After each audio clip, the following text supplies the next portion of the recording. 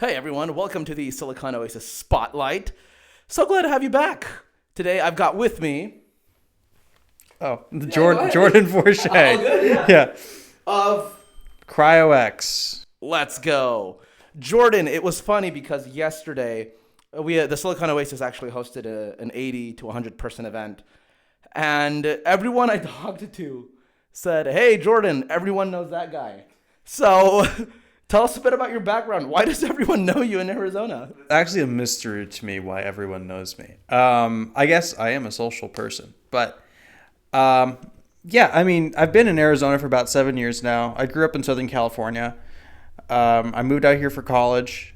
I went to ASU, got a degree in technological entrepreneurship and management, which is quite fitting for what I do now. And around like 2020, I decided to kind of actually do stuff with my major, which is startups, and started like my first startup. Went okay. We actually developed the product, but we couldn't make it because nothing was shipping out of China and all the components came from China. So it was more of like a supply chain issue. So we had to shelve it. But it was a solution for overheating phones, right? So like we had this kind of theme of like heat mitigation, and I had done a ton of research on all the different heat mitigation stuff, and then eventually I had figured out that hey, there's this product out there, this type of technology called radiative cooling, and I can't find it anywhere. It's not on anything. I live in the hottest state in the United States, and there's literally like one pilot in the entire state. And there's like 5 or 6 companies out there with this technology. I mean, this was back in like 2021 or 2022. I was like, there's like 5 or 6 different companies out there with this technology deployed, but they're not here. And it's not being used, and it's not like they're selling this at Home Depot either. And if I wanted to go buy their products, they don't have a buy button on the website. It's impossible to contact them, and half of them, it's like they have a website, but the copyright at the bottom is from like 5 years ago, and that was in 2021. And I was like, so these guys, what are they doing? Like, this is such a cool technology, and it's honestly a shame that it's not out there. It's not accessible to the average person. That it's not easy to use because their stuff was hard to use. And that they hide their performance. They'll never make bold claims as to what it can do. So consumers never know, and they never buy it.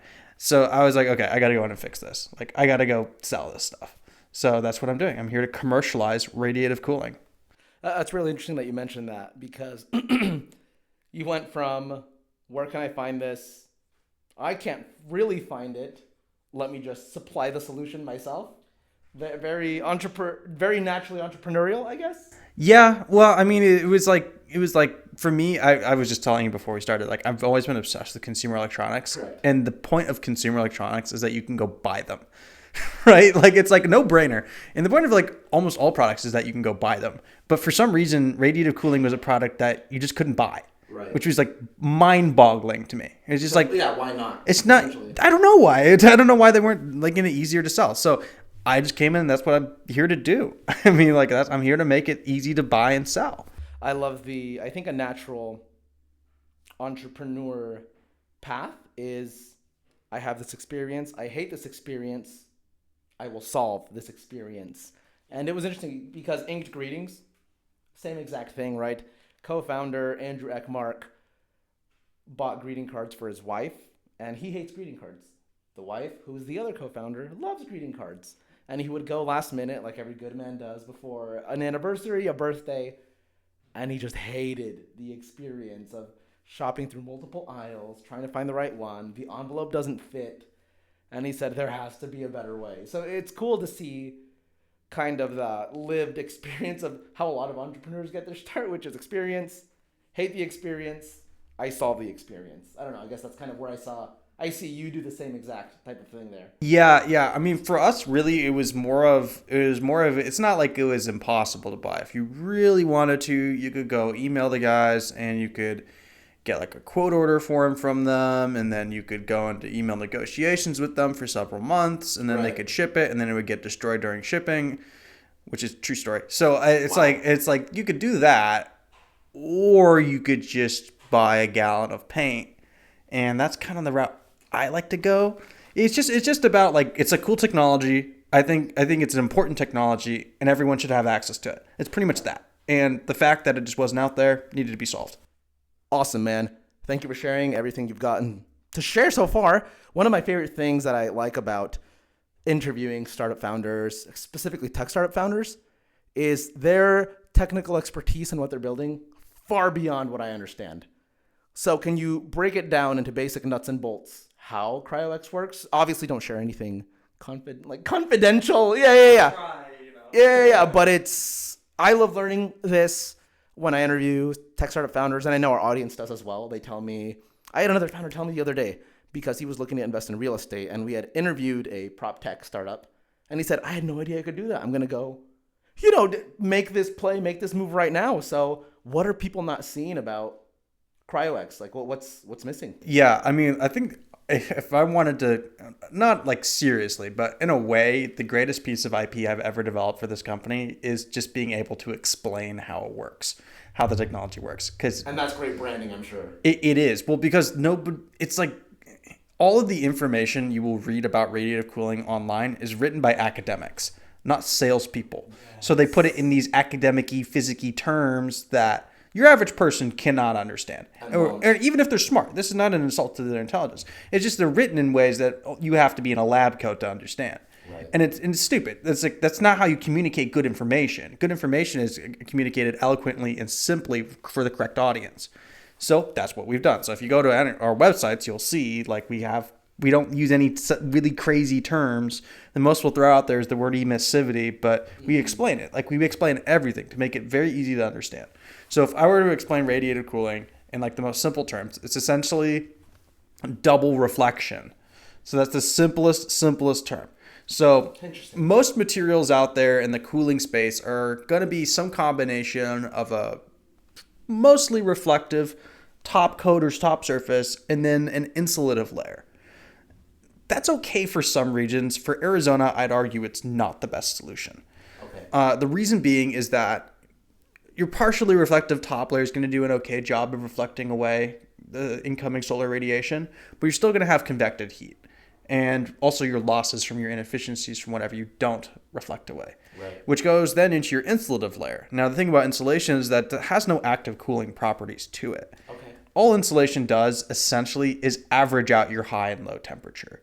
So like a perfect insulator is going to stay the exact same temperature the whole time. It will not change temperature, which, well, technically, I mean, over the course of 24 hours, if your high and low stay the same, over the course of a week, it's going to stay the same during the week. That's like a hypothetical. That's like, physics classroom kind of hypothetical example. Yeah. In the real world, what happens is actually insulation runs a little bit hotter because of all the inefficiencies, right? Where you have leakage through different membranes. You had convected heat, bringing more and more heat for it to absorb. And it runs a little bit hotter than the average of the high and the low. So it's actually, it can be anywhere between 5 to 30 degrees above. I've seen 50 degrees above. Interesting. Air temperature, right? So you have this issue where like if you live in Arizona and your high is 120 and your low is 100, your insulated room temperature is going to be 110, which is not great. Right. Like it's like yeah, it's not 120, but 110 is just about as bad. So the solution needs to be something that goes below the air temperature. And the way you can do that is essentially like double reflection. Yep. The way I can explain that is like, so the first part is you beef up that reflective top layer. You really go to ham with that. So you go crazy with it. So we have a 96% solar reflectivity on our paint. Right. And our paint's actually only one layer, by the way. It's all in one. So 96%. How does this compare to anything trying to do the same? Fresh snow is 95%. Oh wow, really? Yeah. So there you go. We beat Mother Nature. That's okay. That's crazy because growing up, I remember they would always tell me to wear sunblock in the snow. Yeah. Didn't know why. It's reflective. Right. They said that. I mean, I was 12, so I didn't believe them. No, yeah, you need to. Yeah. So that's the first part. So we're absorbing only about 4% of solar radiation that's coming to us, which is very little. But even at that, even if we were like an insulator like the rest of them, we'd still have to deal with and we'd slowly absorb that 4% over the course of the day. And it would take us above the air temperature. Plus the convection would also do that as well. So the second thing we do, this is how we're able to go 15 degrees below the air temperature, is we emit the energy out to space. That's why they call it double reflection, because you're like, it's like bing, bing, and it's also, you're transmitting the energy just like a radio would. You're transmitting it out, but the destination is not everywhere. The destination, it only receives out to space. Yeah. So we're bypassing the atmosphere. People who are concerned about like, will this make the climate change? Where there's like, no. Yeah. In fact, actually, this is like the only thing you can do to actually bypass the greenhouse effect and climate change if you really wanted to. Right. Like if you cover the whole, don't do this, but if you cover the whole Earth with like this material, just for hypothetical example, if you turn Earth into Cryo X planet, it would go very, very cold, very, very fast. Because it would just not, it'd basically be like having no atmosphere because all the energy is just transmitted out past the atmosphere. It'd be a very weird looking planet, but, I'm imagining some sort of desolate ice storm type planet. Yeah, I might be too sci-fi. No. That's pretty much what it would be. Because it'd be like having no atmosphere. Yeah. It'd be closer to the moon actually. Okay. Yeah. So you wouldn't want to do that, but, not recommended. But I mean, like that idea, thinking about it. that idea that you can have that like level of like powerful technology in the form of a simple paint that you can just buy. That's what I want to convey to people, right? This idea that like crazy physics breaking technology doesn't have to be something that a guy in a lab coat gives you. I mean, this is not a lab coat, by the way. Kind of looks like, I've gotten like paint smock, which I'll take because it's paint, but it's like it's not a lab coat. But like it's like this idea that like, well, I was actually just recently at the New York Deep Tech Week. Let's go. And I hosted a panel there on commercializing deep tech, but like this idea that like deep tech or really complex physics breaking tech has to be inaccessible to the average consumer. It doesn't make sense to me. I was gonna tell you that right now. I loved what you've explained so far, and that's not just a cliche thing I'm saying. I'll explain why. One, you started off by saying, I love consumer electronics. A lot of the solutions that appear to be deep tech, they're pretended and hidden behind lab coats, reports. And you said, I'm gonna take this, and yes, I'm gonna give an explanation on how radiative cooling. Not radioactive. No, not yeah. It's not harmful. Let's big asterisk there. Not harmful. Not radioactive. Radiative cooling, how it works, how it would work on a large scale, and then again we're taking it back to its most simple form, which is just buy it in the form of paint. So you've gone from consumer electronics or consumer experience products don't need to be hidden behind lab coats. Yeah. It can have a deep expertise behind it, technical expertise behind it, but it can also be accessible as something as buying it at Home Depot. I mean, it's the beauty of smartphones. That's what I thought of as soon as I said that too. Go ahead. Yeah, because smartphones are like, they have neural nets in them. These things had neural nets before ChatGPT was around, right? They have LiDAR scanners like we have on self-driving cars. They have all these different radio antennas in them that would have made somebody 80 years ago go like, what? How is that even possible? Right? These things are so advanced. Right. Like if you just break down every single component, they are so advanced, it's nuts. But like people carry them around every single day without even thinking about it because they're packaged as one very easy to use thing. Yep. And that's it. Apple doesn't talk about, well, they do, but they don't like advertise people the neural nets. Of course. They advertise Siri. They advertise the feature and the use Apple cases. intelligence. Yeah, or whatever they're going to market it as, right? But like at the end of the day, like and this is not even Apple, like any phone company, right. they're not talking about what modem they have and like the gigabits per second that they can push through it. Then the consumer doesn't care. They're going to list that spec for the few people who do. Right. But the average person, the marketing that they're pushing out to them, the message they're sending them is, this device can do something for you. And it's simple to use. They don't talk about this. They talk about what it can do for you. And that's what we're trying to do with Cryo X. We're trying to talk about what it can do for you, right? I'm not always trying to be like, well, we have this radiative cooling paint. That's what I'm going to tell you. Right. Information's useless to consumers. They have no idea what that means. Right. But if I tell them I can get your roof 15 degrees below the air temperature, that's something it can do for them, right?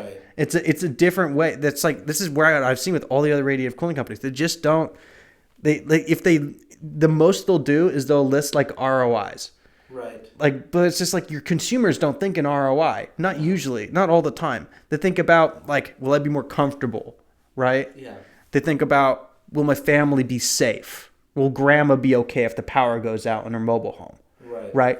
They think about, do I have to, if it's any form of ROI, it's, do I have to fill up the generator in my RV, right, to run the air conditioning unit? Or am I going to have to pay $12,000 for a new air conditioning unit after it goes out because I pushed it too hard?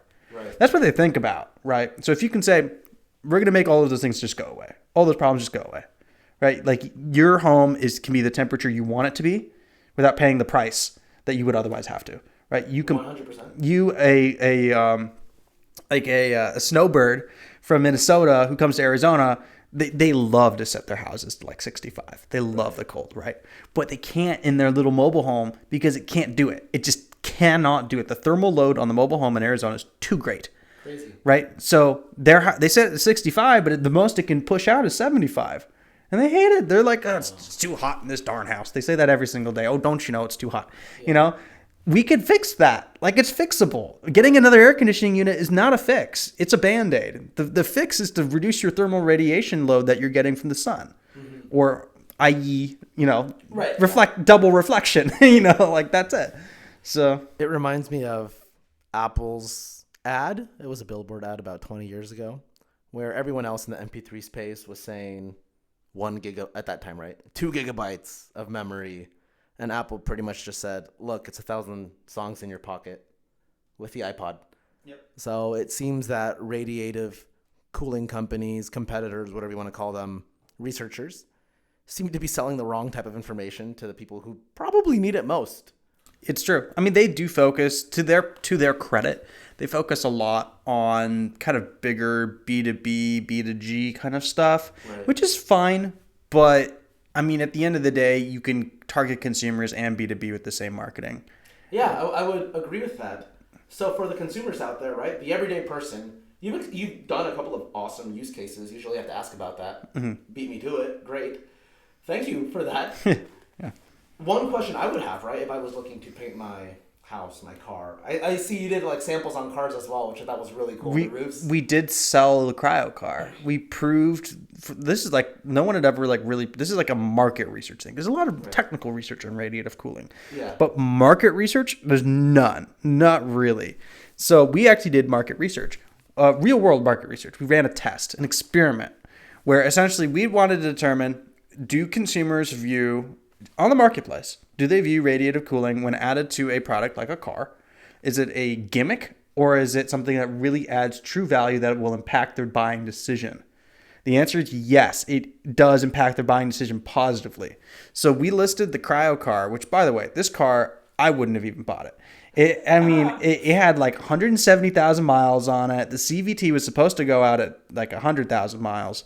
Okay. It had all these dings and bangs and all this other stuff. It was a nice car, but I mean, I used that car a lot. Right. But it had on it our radiative cooling paint on the roof.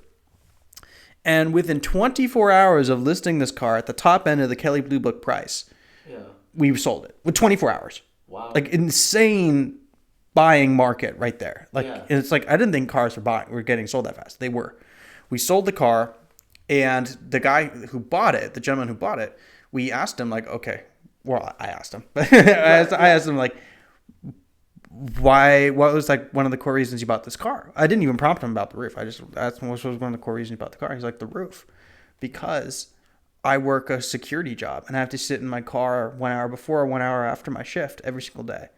Interesting. And he's like, this is going to like actually improve my like daily life. Right. And it's just like, well, what do you know? Like, have you heard from him since? Not really, but okay. I think he's happy. So I'm sure you would have heard a complaint if he wasn't. I'm gonna actually follow up with him when it gets a little bit hotter out because I want to see some more long-term stuff from him. I guess the experience I have is if I like something, I probably don't leave a review because it's. But if I have a complaint, they're for sure going to hear from me. Yeah. So I count this as a win, man. That's awesome. It is. No complaints. Yeah. Love it. What is the life expectancy on, for example, if someone went to Home Depot, right, bought a bucket, what's the life expectancy of a layer, I don't know, a coat of Cryo X? Yeah. So the CryoPaint, it's typically we try to go for 1 ounce per square foot, and it's a single layer application, meaning like you are painting it 1 ounce per square foot and you're done. You're not doing 2 layers. You're not doing you're not doing like an adhesion layer. You're not doing a top coat. You're not doing any of that stuff. And it's by design. The reason why is because installation cost makes up like 75% of your total cost. Like your cost of materials, your bill of materials is going to be like 25%. Your installation is going to be like 75%, meaning that any small increase in the cost of your installation is like multiplicative, like 3x for everything, right? So our goal is to make it, can we get this done? Can we paint like a building in 3 hours? Okay. That's a big one, because all of our competition, they could do a building in like 2 days, but that's like 2 days of labor you have to pay someone for. Right. If we could do 3 hours, our labor cost will be so much lower. Right. And that makes it accessible to customers, because one of the reasons why radiative cooling is also inaccessible, besides even if you can buy it, it tends to be, it's not super expensive. It is pricey, but what kills you is installation. It's so expensive. Right. Because it's specialized labor. It's not like you can just hand this to a contractor and they install it. But that's what we did. We wanted this to be something you could hand to a contractor and they just install it. We actually did that. So for the Mesa Marketplace swap meet, we just handed a gallon of the paint to a housing guy who just does houses, got a little Graco sprayer. I told him, the only instruction I gave him was 1 ounce per square foot. That was it. I told him just 1 ounce per square foot, single coat. He went up on the roof, perfect application first try. Right. Did exactly 1 ounce per square foot for the exact perfect surface area that we allotted for.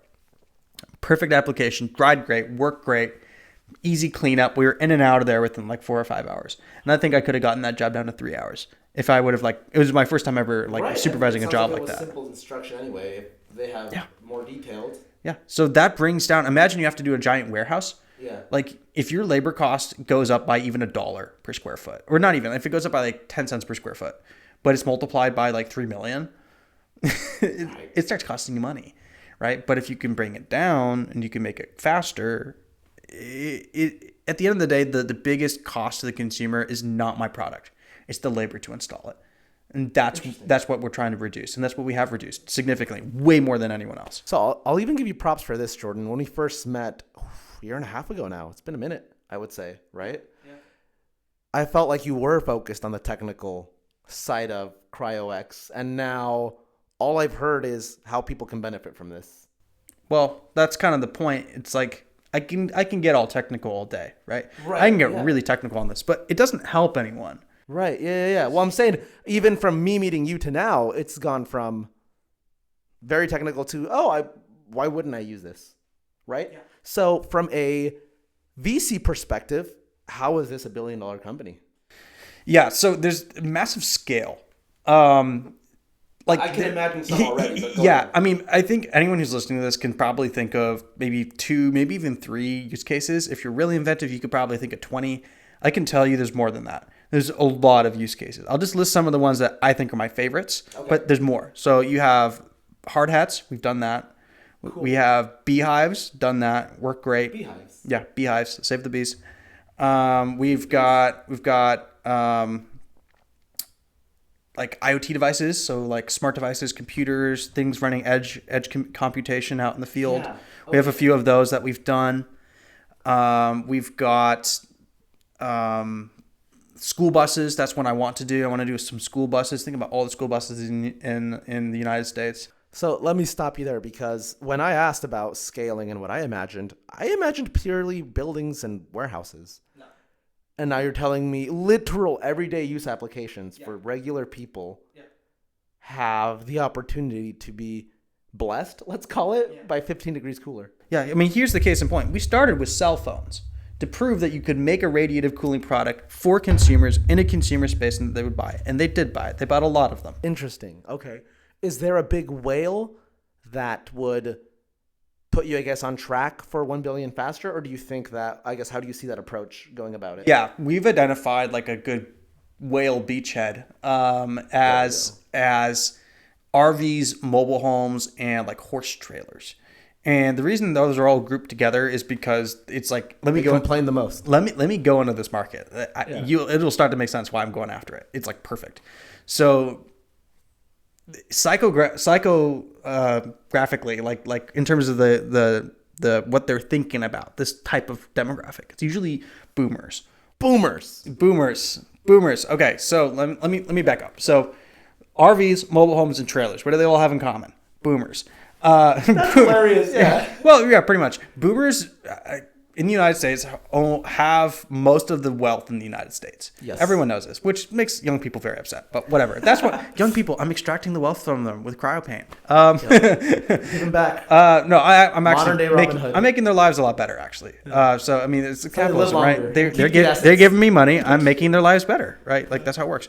But essentially, the way it works is this demographic has the money. Not only that, but like they don't have one home; they have multiple homes. Mm-hmm. So people will be like, "Oh, why are you targeting like mobile homes? They don't have money because they live in a mobile home." Wrong. People in mobile homes, especially snowbirds, it's like their second home. Mm-hmm. They have money. It's like their second or third home. Right? It's like their vacation home. Is there a percentage to that? I don't know, but it's pretty high. Interesting. Okay. It's pretty high. Yeah, like typically like the poor mobile home thing is something you'll see in very rural areas.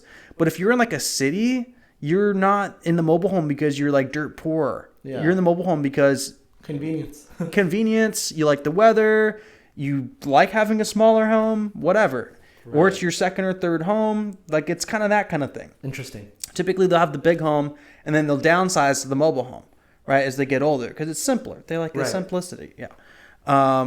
So, but like at the end of the day, they have the money to do this. And the other thing is this demographic tends to also like the outdoors, golfing. I mean, look at who does golfing. Yep. Yeah, it's like all that kind of stuff. All these places that are warm, hot, Florida, huge retiree base. Lots of mobile homes out there, right? So like you have this like kind of ecosystem of seniors, older people, and also it doesn't even have to be seniors too. There's a lot of young people too who've made some money, and there's a reason why they call RVs land yachts. Because if you're not on the coast, you've got an RV. Yeah. That's just how it is. If you're not on the coast, you have your yacht. If you're wealthy, yacht. you got your land yacht. RVs can cost like hundreds of thousands of dollars, right? So it's not like they're broke either, right? Yeah. So this is like misconception that people in mobile homes and RVs are broke. Not really. That's like a minority of them. Most of them are actually it's like a luxury statement. It's a wealth statement. I was just at the Phoenix RV Super Show, and let me tell you, those RVs were not cheap. I just walk around the lots looking at them; they were not cheap. That's cool. So people have the money to spend on them, right? And people who have money to spend on luxury goods have something which is very important to me, which is a desire for comfort. Right. Right. They want to be comfortable. Seniors, when you get older, your ability to cool yourself decreases. Your ability to sweat that goes down. Interesting. Meaning that they're more likely to run hot, right? Or at least feel hot. So when they get into their 75-degree RV, it feels a lot hotter to them. Right. It's not great. I mean, anyone getting into a 75-degree RV is not great. This room right now is about 75, 76 degrees. Yeah. And I'm starting to sweat, right? Like, it's like, it's not comfortable. Yeah. And if you have the money, if you spend $100,000, imagine this in your head. You just bought a $100,000 RV and it can't even get the temperature you want. Right. Ridiculous. That would drive me nuts. That would drive you nuts. It would drive anyone nuts. Right. You would think it's something very simple to solve. It's or they not. Would come with that feature. It's so hard to solve. Yeah. Because because they're using the wrong tools. It's either $12,000 for a new air conditioning unit, which is a lot. Right. Or second air conditioning unit, sorry. Not a new one. Because it's usually not that the air conditioning unit's having issues. It's usually that it just can't displace the BTUs. Mm-hmm. It can't do it. So you need a second one. It's like ridiculous. Yeah. The amount of power you need is just the wiring. Plus now you have double the chances of your air conditioning unit going out and a very, very expensive replacement. Right? Okay, yeah. So it's like, just don't even bother. Just get CryoPaint and paint your roof. And be done with it. You're going to get the temperature you want inside. It's not going to cost you as much. It's going to be cheaper. It's going to be easier. It's going to work on a 70-degree day instead of your RV's interior being like 100 when you get back from your hike in the desert. On a 70-degree day, it could be like 80 or like 75, right? Yeah. The big difference, you know? You don't have to have heat damage for your belongings. You can leave your pet in there. maybe I wouldn't recommend it. I don't. I'm not liable for your pet dying in your RV, but you could leave your pet in there probably. Not recommended. Not recommended, but you could if you can suss out the temperatures of your own RV, because every single vehicle is different, every single house is different. Yeah. Right. So like it depends on the layout and the time of day and where you are and all these different things. But like essentially like I would never recommend any sort of instance where you would leave a pet inside of an RV without the air conditioning running as of today. But if you put our product on there, I believe that those instances go from 0 to a few, which is big, right? That's big. That's a change of lifestyle kind of big, right? There's just something to be said about like not having to run the generator. There's something to be said for having a quiet RV in the night, right? Like I was out in Texas to see the solar eclipse last year, and it was cool. I was with my dad. It was my mom. We stayed out in an RV. It was cool, but the problem was it was hot. It was hot out. And my dad's got like tinnitus. So whenever the air conditioning was running, it would drive him nuts. The sound would just like totally mess with like the ringing in the ears. It would just drive him nuts. My mom can't sleep when it's hot. So you have this problem where my dad would turn off the air conditioning unit so he could sleep. And my mom would wake up like 40 minutes later. And she'd be like, what the heck? And she'd turn it back on and drive him nuts. And he'd wake up. And it's just nobody got any sleep. Right. That could have been entirely prevented. And you're sitting there listening to them wake up one by one saying, I did solve this. This is right now. Like 100% preventable. Yeah. It's like 100% preventable. Like you can solve, like all the little issues that people face in their day to day that are related to heat can be solved. They can all be solved. And all you have to do is get a little bit creative about how you're solving it. Right? Love it, man. Where can people find you? Can they find you right now? Yeah, you can buy my product right now. Of course. You heard. You can buy it, yeah. My company's like little like tagline is what will you cool? Because I see people coming to me with all sorts of like crazy cool ideas of things that, no pun intended, but things that they're cool ideas of things that they want to cool. Right. And it always surprises me. Right. I'm not going to gatekeep what you can use it for so long as it like works with how it works. So essentially, like the limitations are it has to have a clear view of the sky and the angle can't be past like 30 degrees because of that clear view of the sky. Makes sense. Right. So it doesn't work indoors. It works on top of things, sky facing surfaces, and it needs to have a clear view of the sky. Meaning you can't have like a bunch of low level clouds like thunderstorms and stuff. Right. Or like trees, like lots of trees over top of you. You can have some stuff, but like not a lot. Right. Mostly clear. The clearer you give it, the better. If you can meet that requirement, you will get 15 degrees below the air temperature, pretty much. I say up to because lawyers, but like I find more often than not it's between 12 to 15 pretty consistently. Okay, cool. Very rarely will I see anything below that under those conditions. Is there a specific use case you can think of so maybe people stay away from? Well, at one point when we were doing the self-cooling phone skins, which we do not do anymore, but when we were doing that, some lady put it on her iPad so it would stay cool when she was charging it under her pillow. There's a lot to unpack there. Do not do that. Like if you want to like not die and not burn down your house, do not charge your iPad under your pillow. Just don't do it. That doesn't sound like a good It's not a great idea. Back to insulation. It keeps things the same temperature. And if the same temperature is hot the whole time, things are going to go bad for lithium-ion batteries. So don't do it. Anyways, like I had to explain to her, like, hey, that's not how this works, right? Like, I'm not going to gatekeep what you can use it for, as long as it works, right? I'll leave that story be. I could say something about that, but, they learned. Right? They learned. So we'll leave it at that. They lived and learned. So I know we're kind of wrapping up on time here, Jordan, but I've loved your take on explaining Cryo X as a consumer product available to everyone now. Yeah. Love it. Everyone now. You don't have to have a lab coat to use it. Like the whole point is like you could just buy it and put it on anything you want. You don't need specialized equipment. Yeah, I recommend using a dip spray system, or you could use a house spray system. But if you really wanted to, you could use a paintbrush. You could use a roller. You could use just a standard sprayer. I mean, the results in your, aesthetically speaking, the results are going to be a little different for every single. Well, it's not really an impact on performance, more of an impact on aesthetics. Yeah. For example, if you use like an off-the-shelf spray system, like you get at Ace Hardware, like one of the cheap ones, like $70 or whatever, it's going to heat up the air that's being blown to blow it out of the nozzle, and that will cause it to dry prematurely, which will make it kind of dry more chunky. I was gonna so say, you get like a chunky texture. Chunk. Yeah, you get like a chunky texture. If you want a smoother texture, I'd recommend using a dip spray system, which basically, or like a house spray system, which basically the air is being moved and compressed at a different location from the nozzle. It's a different unit, which allows the air to cool down by the time it actually reaches the nozzle, so it's not drying prematurely and getting baked. Yeah, it comes out real smooth. It's almost got like a orange peel kind of texture, but you can get it even smoother if you really know what you're doing. So like, there's ways to like make this look how you want, perform how you want, put it where you want, easily, cheaply, quickly. Like, that's the goal. That's it. That's it. Like, no other radiative cooling product can meet any of those specs.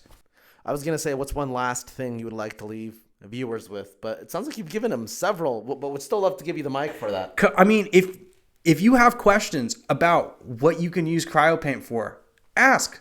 I'd be happy to answer. I'd be happy to help you. I'm here to see this paint become successful. If you have a project and maybe you're in Arizona, I will personally oversee it. I will like come out and help you. Like, like I'm a startup founder. I'm not some like I'm too good for you. Like I'm in the dirt. You know, I'm willing to go on the ground floor and help you with a project on this.